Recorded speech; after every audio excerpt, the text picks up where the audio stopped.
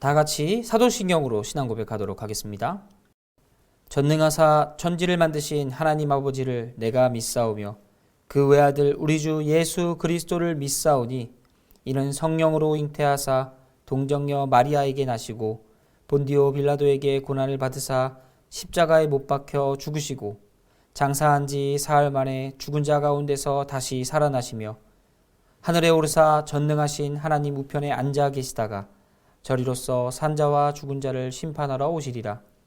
성령을 믿사오며 거룩한 공예와 성도가 서로 교통하는 것과 죄를 사하여 주시는 것과 몸이 다시 사는 것과 영원히 사는 것을 믿사옵나이다.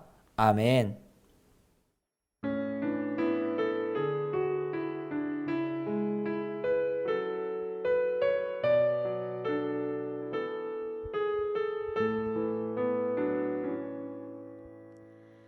이 시간 너의 맘속에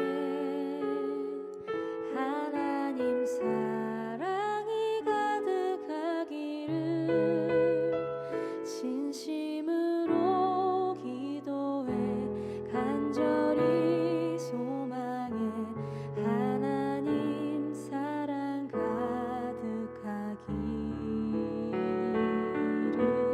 하나님은 너를 사랑해 얼마나 너를 사랑하시는지 너를 위해 저 별을 만들고 세상을 만들고 아들을 보냈네. 오래전부터 널 위해 준비된 하나님의 크신 사랑 너의 가는 길 주의 사랑 가득하기를 축복해.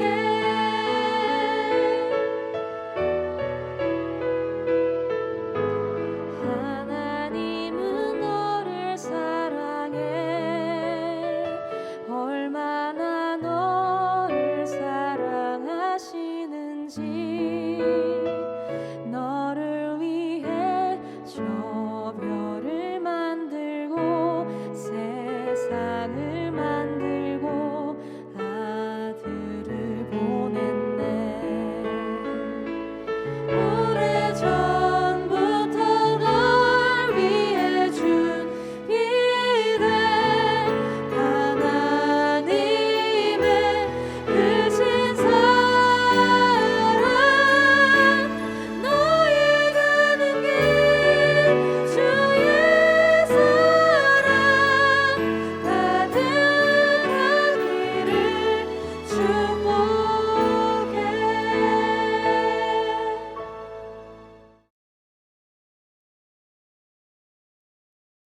만일 그가 가난하여 그의 힘이 미치지 못하면 그는 흔들어 자기를 속죄할 속건제를 위하여 어린 순양 한 마리와 소제를 위하여 고운 가루 10분의 1 에바에 기름 섞은 것과 기름 한 녹을 취하고 그의 힘이 미치는 대로 산비둘기 둘이나 집비둘기 새끼 둘을 가져다가 하나는 속죄제물로 하나는 번제물로 삼아 8째 날에 그 결례를 위하여 그것들을 회막문 여호와 앞 제사장에게로 가져갈 것이요 제사장은 속건제의 어린 양과 기름 한 녹을 가져다가 여호와 앞에 흔들어 요제를 삼고 속건제 어린 양을 잡아서 제사장은 그 속건제물의 피를 가져다가 정결함을 받을 자의 오른쪽 귓부리와 오른쪽 엄지손가락과 오른쪽 엄지발가락에 바를 것이요 제사장은 그 기름을 자기 왼쪽 손바닥에 따르고 오른쪽 손가락으로 왼쪽 손에 기름을 조금 찍어 여호와 앞에 7번 뿌릴 것이요 그 손의 기름은 제사장이 정결함을 받을 자의 오른쪽 귓부리와 오른쪽 엄지손가락과 오른쪽 엄지발가락 곧 속건제물의 피를 바른 곳에 바를 것이며 또 그 손에 남은 기름은 제사장이 그 정결함을 받는 자의 머리에 발라 여호와 앞에서 그를 위하여 속죄할 것이며 그는 힘이 미치는 대로 산비둘기 한 마리나 집비둘기 새끼 한 마리를 드리되 곧 그의 힘이 미치는 대로 한 마리는 속죄죄로 한 마리는 소죄와 함께 번제로 드릴 것이요 제사장은 정결함을 받을 자를 위하여 여호와 앞에 속죄할지니 나병 환자로서 그 정결 예식에 그의 힘이 미치지 못한 자의 규례가 그러하니라. 오늘 본문은 가난한 자의 정결 예식에 대해서 다루고 있습니다. 특별히 가난한 자의 정결 예식을 그냥 읽을 수도 있지만 그곳 담겨있는 하나님의 뜻, 의의를 발견하면서 함께 오늘의 말씀을 나눴으면 합니다. 오늘 우리가 주목해 볼 두 가지 사항인데요. 첫 번째는 이 정결 예식을 드리는 자의 상황을 고려하시는 하나님, 그리고 두 번째는 모든 이에게 동일한 예식을, 제사를 드리라고 요구하시는 하나님이 나타나 있다는 것입니다.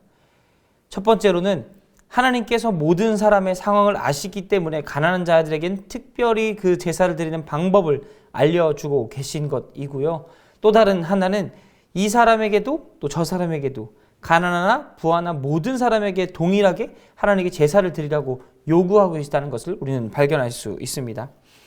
제사는 하나님께 드리는 것입니다. 그러니까 제사를 받는 그 주체가 바로 하나님이라는 것이지요. 이것에서 봤을 때 모든 사람이 평등하게 다 하나님께 제사를 드려야 합니다. 하나님께 드림에 있어서 모자람도 안 되고요. 모두 다 하나님께 마음을 다해서 드려야 되는 당연한 거라는 거죠. 하나님과의 관계를 통해서 우리 삶에서 누리는 축복들을 충분히 누리기 위해서 이 제사는 당연하고 필수 불가결인 것입니다. 또 하나님께서는 그 제사의 모든 모습들을 하나하나 잘 기록하시고 사람들로 하여금 지킬 수 있도록 그 법도 정해주셨죠.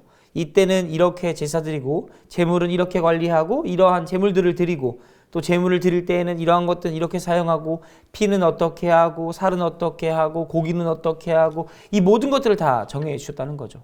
하나님께 드리는 제사는 이처럼 철두철미하게 지켜야 할 것들이 많았습니다. 사람들은 이것들을 때로는 불편해하기도 귀찮아하기도 할 수 있었지만 중요한 것은 이 모든 것들을 지키면서 하나님께서 주셨다는 것을 기억하게 만들었다는 거죠.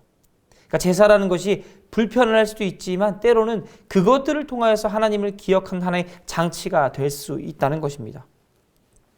하나님께서는 제사의 모든 순서를 통해서 하나님을 기억하게 했다고 방금 말씀드렸습니다. 그렇습니다. 제사는 하나님께 드리는 것인데 그 제사에 받으시는 그 하나님 그리고 그것을 드리는 제사자 이 모든 관계를 연결해 주는 것이라는 것입니다.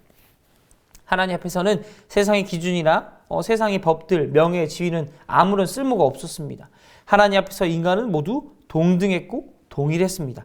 그렇기 때문에 모두가 하나님께 제사를 드려야 했죠.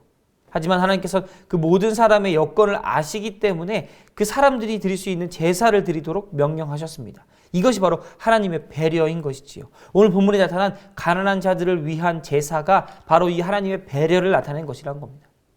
모든 사람은 다 하나님께 제사를 드려야 했습니다. 하지만 그 제사를 드리는 사람의 여건에 맞춰서 하나님께서 받으시겠다고 이야기하고 있는 것입니다. 사실 하나님이 제사 받지 않으셔도 괜찮습니다. 아무런 문제가 없죠. 세상의 창조주이신 하나님께서 사람에게 제사를 받지 않는다고 해서 그 신성이 떨어지거나 하나님의 권위가 추락하거나 이런 건 일어나지 않는다는 것입니다. 그래서 복음서에도 예수님께서는 그렇게 말씀하셨습니다. 많은 사람들이 하나님께 찬양하지 않아도 하나님을 예배하지 않아도 모든 피조세계가 하나님을 예배하고 있다. 예수님에 대해 예수님께서 예루살렘 입성할 때 제자들이 말하는 것들을 듣고 바리새인들이 그들에게 질책하며 예수님께 말하지 않습니까? 저 제자들을 막아주십시오. 그때 예수님께서 뭐라고 말합니까? 사람들이 이야기하지 않으면 돌들이 소리 지른다고. 하나님의 영광이 드러날 그때에는 하나님께서 드러나신 그 영광을 보면 피조세계가 찬양한다는 것입니다. 사람들의 입은 막을 수 있어도 이 피조세계는 막을 수 없다는 걸 예수님께서는 보여주고 계신 거죠. 세상의 원리와 섭리가 당연하게 가는데 사람이 반한다고 해서 이 섭리가 무너지거나 흔들리지 않는다는 겁니다. 하나님의 힘은 그렇습니다. 하나님의 섭리는 그렇습니다. 하나님은 그런 분이십니다.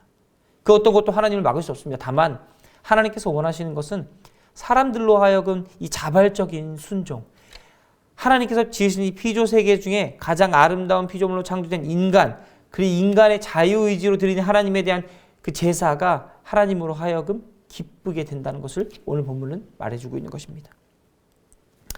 가난한 자들의 정결의식이 담고 있는 게 무엇입니까? 가난한 자들에게 통용되는 그런 제사의식만 담고 있습니까? 물론 이것은 1차적인 의미가 될 수 있습니다. 하지만 이것을 뛰어넘어서 하나님께서 개인에게 그 헌신과 자발성 그리고 하나님에 대한 그 중심을 보고 계신다는 것을 우리 본문을 통해서 발견할 수 있습니다. 그렇다면 우리가 점검해 봐야겠죠. 내가 드리는 모든 예배는 힘을 다해서 하나님께 드리고 있습니까? 또 내가 드린 헌금은 하나님께 감사함으로 드리고 있습니까? 또 내가 하는 헌신과 봉사의 시간이 온전히 하나님을 위한 시간으로 사용되고 있습니까? 우리가 하나님 앞에 드린 이 모든 것들이 온전한지 또 순결한지 자발성이 있는지 우리 항상 살펴봐야 한다는 것입니다. 비록 우리가 과거처럼 제사를 드리진 않지만 우리가 하는 모든 신앙생활, 종교생활 가운데 우리의 삶이 하나님께 바로 서 있는지 오늘 본문을 통해서 우리 한번 발견해보는 시간이 되시길 부탁드립니다. 사랑하는 성도 여러분, 언제나 동등하면서도 개인의 역량에 맞춰 요구하시는 하나님을 기억하시길 바랍니다. 하나님은 많은 것을 요구하지 않으십니다. 우리에게 무리하게 요구하지도 않으십니다. 우리에게 꼭 필요한 만큼 우리가 드려야 하는 만큼을 하나님께서는 요구하고 계십니다. 오늘 하루 우리의 모든 것 또 우리의 삶 가운데 모든 것을 허락하신 그 하나님께서 우리에게 하나님이 원하시는 만큼 우리의 역량에 맞춰서 요구하시는 그 하나님을 기대하며 경험하며 살아가는 모든 성도님들 되시길 간절히 소원합니다. 기도하겠습니다. 사랑의 하나님 감사합니다. 하나님은 이 세상의 창조주이십니다. 우리가 그것들을 고백하며 살 수 있도록 도와주시고 우리 삶 가운데 하나님이 원하시는 만큼 우리의 역량에 맞춰 요구하시는 그 하나님을 바라보며 우리를 배려하시는 하나님과 우리를 쓰기 위해서 사용하시기 위해서 우리의 삶을 빚어가시는 그 하나님의 역사를 기억하며 살아가는 하루가 되게 하여 주시옵소서. 감사합니다. 사랑합니다. 예수님의 이름으로 기도드렸습니다. 아멘. 주님 가르쳐 주신 기도하겠습니다. 하늘에 계신 우리 아버지여, 이름이 거룩히 여김을 받으시오며 나라가 임하옵시며 뜻이 하늘에서 이룬 것 같이 땅에서도 이루어지이다. 오늘날 우리에게 일용할 양식을 주옵시고 우리가 우리에게 죄 지은 자를 사하여 준 것 같이 우리 죄를 사하여 주옵시고 우리를 시험에 들게 하지 마옵시고 다만 악에서 구하옵소서. 대개 나라와 권세와 영광이 아버지께 영원히 있사옵나이다. 아멘.